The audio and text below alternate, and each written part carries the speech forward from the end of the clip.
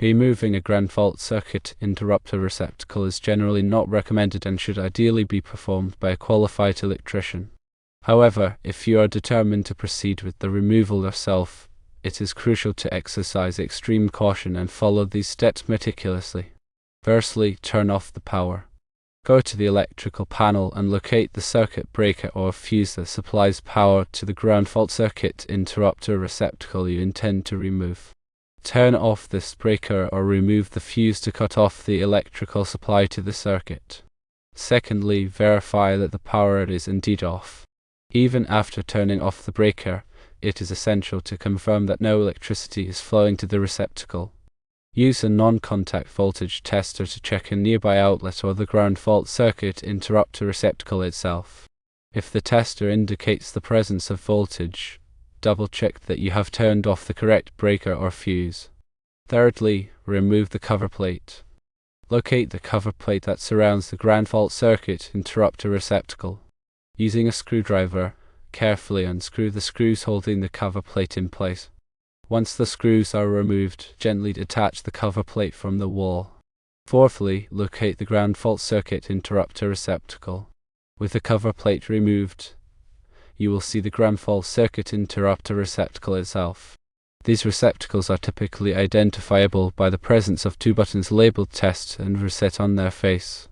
Fifthly, unwire the receptacle. This is a critical step that requires careful attention. Before disconnecting any wires, take a close look at how they are connected to the receptacle. Note which wire goes to which terminal. Typically, there will be a black wire connected to a brass terminal, a white wire connected to a silver terminal, and a bare or green wire connected to a green terminal. Using a screwdriver, carefully loosen the screws on each terminal and disconnect the corresponding wire. Be sure to keep the wires separated and avoid touching them together. Sixthly, remove the receptacle. With the wires disconnected, you can now remove the ground fault circuit interrupter receptacle from the electrical box. Unscrew the screws holding the receptacle to the box. Once the screws are removed, gently pull the receptacle out of the box. Seventhly, install a blank cover plate. After removing the ground fault circuit interrupter receptacle, it is important to cover the electrical box to prevent accidental contact with the exposed wires. Place a blank cover plate over the box and secure it with screws. This will help to ensure the safety of anyone who may come into contact with the area. Additional notes include not attempting to remove the ground fault circuit interrupter receptacle if it is still wired to a circuit that requires ground fault circuit interrupter protection. Ground fault circuit interrupter receptacles are installed for safety reasons, primarily to protect against electrical shocks. Removing them increases the risk of electrical accidents. If you experience frequent tripping of the ground fault circuit interrupter receptacle, there may be an underlying electrical issue that needs to be investigated and resolved by a qualified electrician. It is best to consult with a professional to diagnose the problem and determine the appropriate solution. Electrical work can be dangerous, and it is always best to err on the side of caution. If you are not comfortable performing this task, contact a qualified electrician for assistance. Remember, safety should always be your top priority when working with electricity. It is also important to understand why ground fault circuit interrupters trip. A ground fault circuit interrupter, often called a ground fault interrupter, is a safety device designed to protect people from electrical shock. It does this by monitoring the current flowing in a circuit. If it detects an imbalance, meaning some of the current is leaking to ground, it quickly trips the circuit, cutting off the power.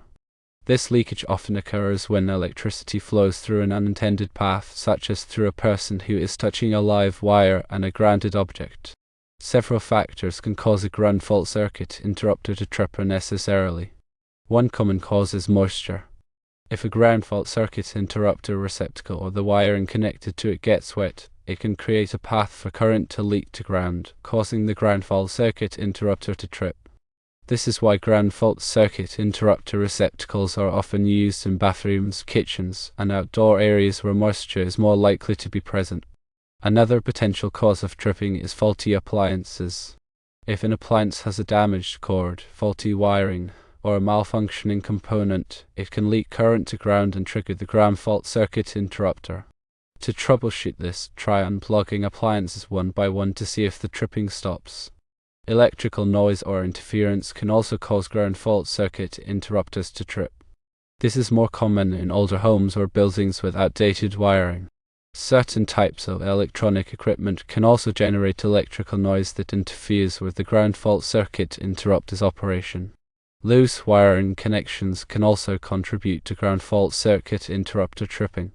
Over time, connections can loosen due to vibrations, temperature changes, or corrosion.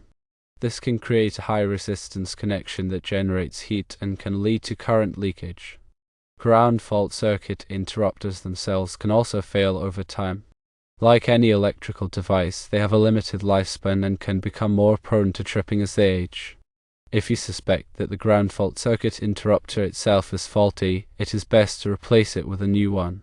When a ground fault circuit interrupter trips, it is important to identify and address the underlying cause.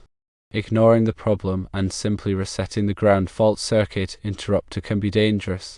If the issue is not resolved, the ground fault circuit interrupter will likely continue to trip, and there is a risk of electrical shock or fire. If you are unable to determine the cause of the tripping, or if you are not comfortable working with electricity, it is best to consult with a qualified electrician. They can use specialized equipment to diagnose the problem and recommend the appropriate solution. There are several alternatives to removing a ground fault circuit interrupter receptacle if it is causing problems. One option is to replace the ground fault circuit interrupter receptacle with a new one.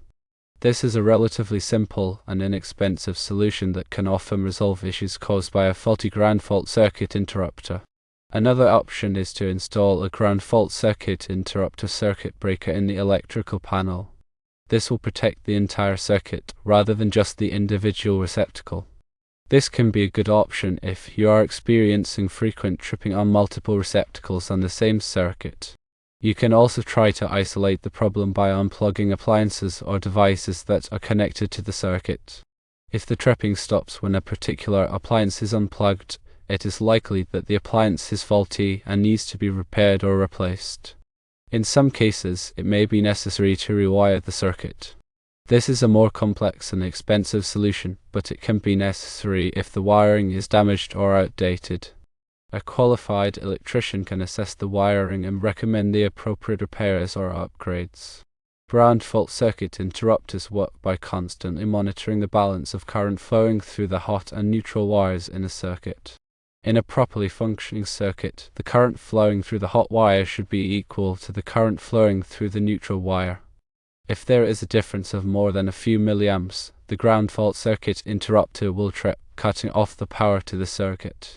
This imbalance indicates that some of the current is leaking to ground, which could be due to a faulty appliance, damaged wiring, or a person coming into contact with a live wire. The ground fault circuit interrupter is designed to trip very quickly, typically within a fraction of a second. This rapid response time is crucial for preventing electrical shock. The amount of current required to cause a ground fault circuit interrupter to trip is very small, typically around 5 milliamps. This is far less than the amount of current that would be required to cause serious injury or death. Ground fault circuit interrupters are required by electrical codes in many locations for circuits that serve areas where there is a high risk of exposure to moisture, such as bathrooms, kitchens, and outdoor areas. These requirements are intended to protect people from electrical shock. It's important to note the NEC, National Electrical Code, mandates ground fault circuit interrupter protection in various locations, including bathrooms, kitchens, garages, and outdoor areas. The specific requirements are detailed in NEC Section 210.8. The intent is to protect individuals from electrical shock in areas where water or moisture may be present. Understanding the difference between a ground fault circuit interrupter and a circuit breaker is also crucial. While both are safety devices, they serve different purposes. A circuit breaker protects against overloads and short circuits by interrupting the flow of electricity when the current exceeds the circuit's capacity, preventing overheating and potential fires. A ground fault circuit interrupter, on the other hand, detects ground faults, which occur when electricity flows through an unintended path. It trips the circuit to prevent electrical shock. While circuit breakers primarily safeguard property from fire hazards, ground fault circuit interrupters are designed to protect individuals from electrocution. When dealing with electrical issues, it's essential to prioritize safety. Always turn off the power to the circuit before working on any electrical components.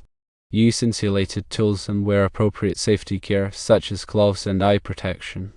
If you're unsure about any aspect of the task, consult with a qualified electrician who can provide expert guidance and ensure the work is performed safely and correctly. Electrical safety should always be paramount. A qualified electrician can properly assess the situation, identify the cause of the tripping, and provide appropriate solutions, ensuring safety and compliance with electrical codes.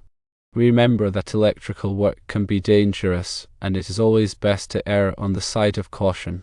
The information provided here is for general guidance only and should not be considered a substitute for professional advice.